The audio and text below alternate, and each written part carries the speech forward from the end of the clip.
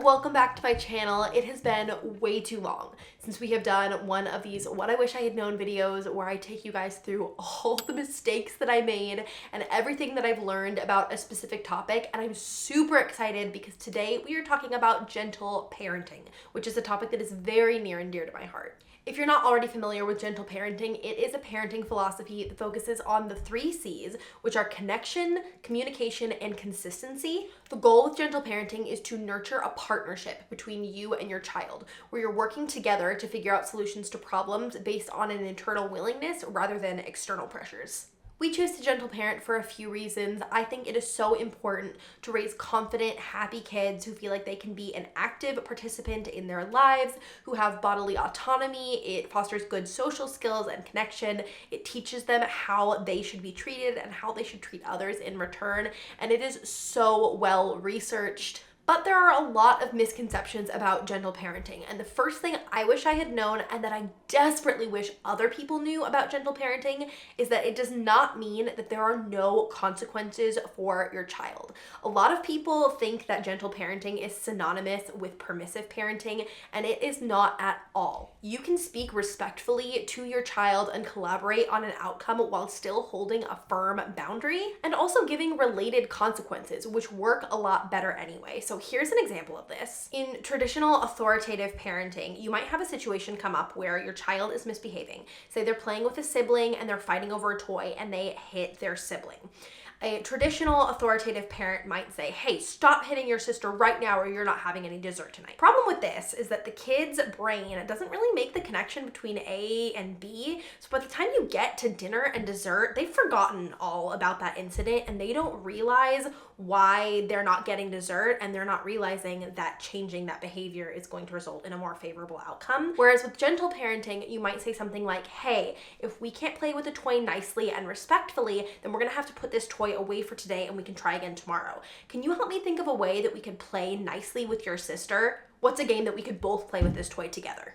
And then if that doesn't happen, you calmly but firmly keep the boundary. You do take the toy, you do put it away, and there is a consequence for that behavior. The key is that you stay calm when you hold the boundary, but you don't expect your child to stay calm because they won't. Especially if they're very little, especially if they're toddlers. Having a gentle parented child does not mean that they're just gonna be calm and chill when you set a boundary. They will probably still have meltdowns and you have to teach them coping skills to help them get through it. Another thing that I wish I had known is that gentle parenting is more about regulating yourself than it is about regulating your child a lot of the time. Kids are parrots, right? They like to repeat the behavior that they see. And so regulating yourself when you're having conflict and showing them positive coping mechanisms is one of the biggest parts of gentle parenting. So for me, therapy has been an invaluable resource as I'm going along this gentle parenting journey. I could not be doing this without really doing a deep dive into what my triggers are, why I'm triggered by certain things, how to come down when I am triggered by something my child is doing.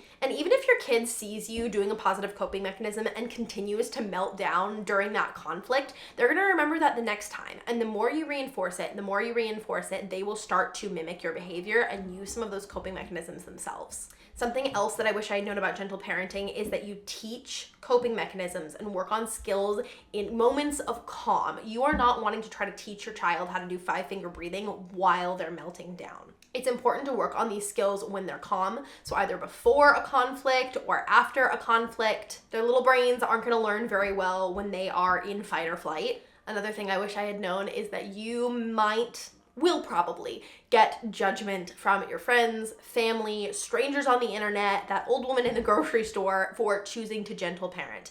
And this is tough because it takes a lot of energy. It's very difficult to gentle parent. And when you have that added external judgment on top of it, it can sometimes feel very discouraging. The 2 things that I try to remind myself when I get these kinds of comments is A, people who judge gentle parenting probably don't know a lot about what it actually is, because a lot of the arguments that they make are actually asynchronous with what gentle parenting really is and involves. And number 2, at the end of the day, you are your child's parent. You get to decide how you're going to discipline them, what your relationship is going to be like, and other people's input should not factor into that. So if they have a problem with what you're doing, if it's not a danger to your kid, it's kind of their problem. I think there's an attitude, especially in older generations, that like, I got spanked and I got sent to my room without dinner and I turned out fine. And to that I say, did you? Because you're still bringing it up 50 years later. And even if you did, just because you turned out fine doesn't mean that there might not be a better way to do it. We have so much more research now than we did 20, 30, 40, 50 years ago, and we would be silly not to use the stuff that we learned about child development between then and now. Spanking doesn't work. There's a lot of research on it, and it's really harmful. One misconception that I had about gentle parenting is that your child will always want to co-regulate with you and you will have physical closeness and they're gonna wanna hug when they're upset. Every kid is different, and my older kid, absolutely not. When he is feeling triggered or when we're in conflict, he wants to be alone. He needs time by himself to figure out what he's feeling, to use his coping mechanisms. And it was an adjustment for me because I feel like on Instagram, all the gentle parenting videos were like, come here, buddy, do you want a hug? And it seemed so peaceful and there was so much connection, but that was just escalating it for us. And so I had to put that to the side and figure out a strategy that actually worked for my kid. And so your gentle parenting journey will probably look different than mine, different than the mom at playgroup. For us, it was setting up a safe space for him to go and have some alone time. So we have a tent in our living room. It has a bunch of books about feelings. We have a deck of flashcards with different illustrated faces and the emotion underneath, so he can look through and pick the one that he's feeling if he doesn't feel like he has the words to communicate it. And then when he's ready, he will come back to us. We will validate his emotions and we will still hold the boundary. Another thing I wish I had known about gentle parenting is that it is hard. It is not in any way, shape, or form the easy way out. You are not being cowardly by not choosing to discipline in an authoritarian way. I saw a post on Instagram Reels the other day and they referred to themselves as a first generation gentle parent. And I thought that was so brilliant because I think that we don't give ourselves enough credit sometimes for the fact that this is relatively new. We are learning an entirely new system. We are breaking generational trauma, working on ourselves, reparenting ourselves all at the same time as we are disciplining our kids. And I think that that is one of the most powerful things that we can do, but it is not easy. Something that I have learned is that you will mess it up. And it will not go smoothly, and sometimes you're gonna lose your shit, and a lot of the times your kid is gonna lose their shit. Something I learned on Big Little Feelings is the 80-20 rule. You give yourself that 20% of grace for things that are not going well, and if you hit that 80%, you feel real good about it. Gentle parenting is super tough. It is hard work. It takes up a lot of my mental energy a lot of the time, and I am so thankful that one thing I don't have to worry about is my kid's nutrition because I have Haya, and I have to say a huge thank you to Haya for supporting my channel and making today's video possible. A lot of kids' vitamins are basically candy in disguise. They have a ton of sugar and gummy junk in them, but Haya is different. It is non-GMO, vegan, dairy-free, allergy-free, gelatin-free, nut-free, and free of all of the other yucky stuff that you might not want to be a part of your kid's daily routine. It's formulated with the help of nutritional experts using a blend of 12 fruits and veggies and then supercharged with 15 vitamins and minerals. Ingredients are selected for maximum bioavailability and absorption, and it arrives straight to your doorstep on a pediatrician recommended schedule. Haya is offering a special discount for viewers of my channel, so you can go to hayahealth.com/MeganAcuna or click the link in my description box to get 50% off your first purchase. Something else I wish I had known was about the wealth of information that is out there on gentle parenting that is not necessarily in books.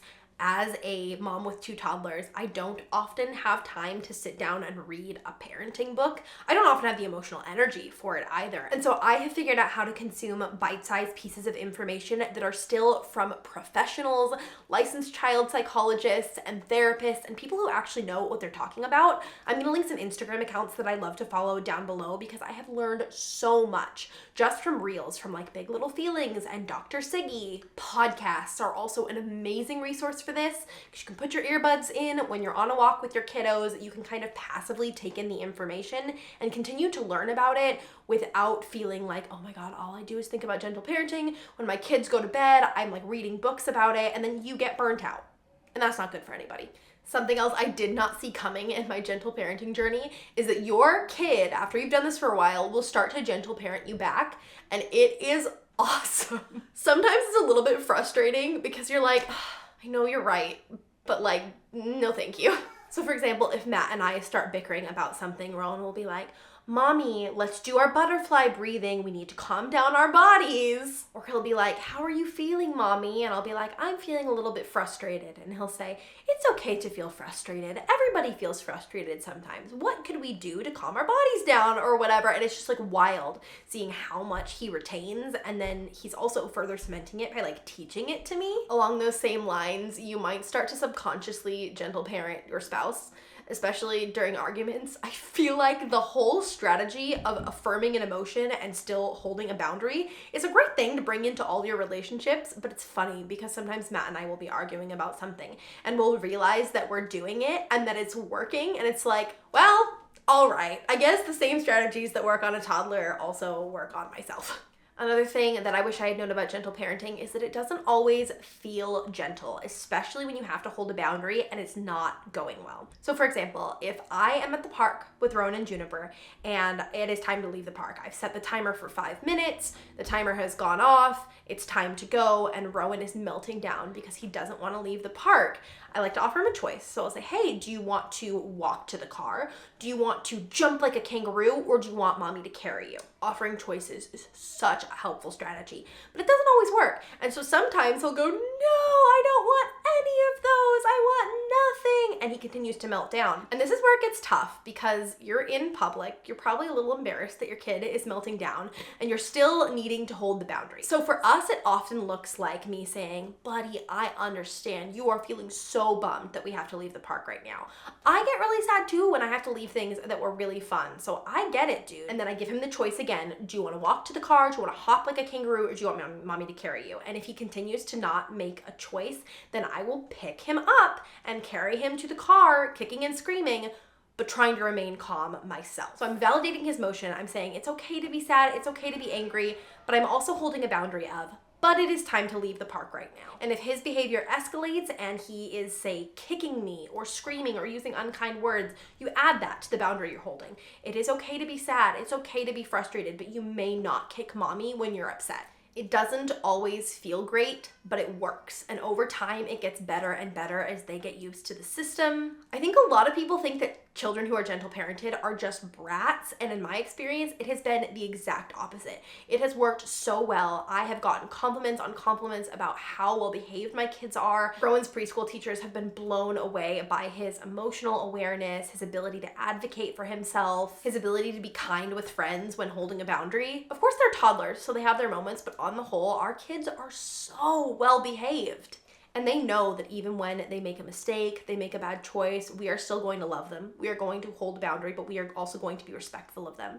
We are not going to choose physical violence. We are not going to use degrading words. We are not going to get so escalated that we start throwing out punishments that are incongruous with the poor behavior. And all of those things together are so powerful. So the last thing that I want you to know about gentle parenting is that it is one of the most impactful things that you can do in your entire life. Like I said before, breaking generational trauma is hard, but I can't imagine a more beautiful thing to do for the next generation than to help them grow up with self-love and the ability to set good boundaries for themselves, good communication skills, and an awareness of how they should be treated even in conflict. If you want to see more videos in my What I Wish I Had Known series, I will make sure to link it in a card above for you guys. I have tons of these on things like marriage after kids, what I wish I had known about potty training, what I wish I had known about baby-led weaning. So I hope that they are helpful for you guys, and if you are not already, I would love it if you would subscribe and leave me a comment down below letting me know what the next video in this series should be. Thank you so much for watching. I love you guys lots, and as usual, I can't wait to see you in my next video. Bye! I follow only golden, golden, golden things, golden.